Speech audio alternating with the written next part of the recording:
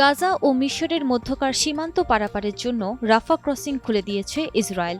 রোববার ২ ফেব্রুয়ারি ইসরায়েলের পক্ষ থেকে কথা জানানো হয়। তবে এটি বর্তমানে সীমিত পরিসরে চালু করা হয়েছে এবং শুধু ফিলিস্তিনি বাসিন্দাদের চলাচলের অনুমতি দেওয়া হচ্ছে।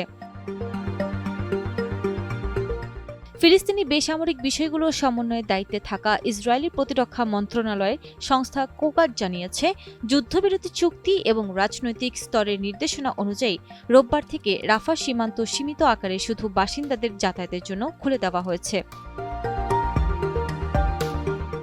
কোগাট আরও উল্লেখ করেছে, সীমান্তটি পূর্ণাঙ্গভাবে সচল করার লক্ষ্যে সংশ্লিষ্ট সব পক্ষ এখন প্রাথমিক প্রস্তুতিমূলক কাজগুলো সম্পন্ন করছে। সংস্থাটি যোগ করেছে, এই প্রস্তুতি শেষ হওয়ার পর উভয় দিক থেকে বাসিন্দাদের প্রকৃত যাতায়াত শুরু হবে। আপাতত প্রতিদিন এই ক্রসিং দিয়ে ১৫০ জন গাজা ছাড়তে পারবেন, আর ফিলিস্তিনি ভূখণ্ডটিতে ফিরতে পারবেন ৫০ জনের মতো।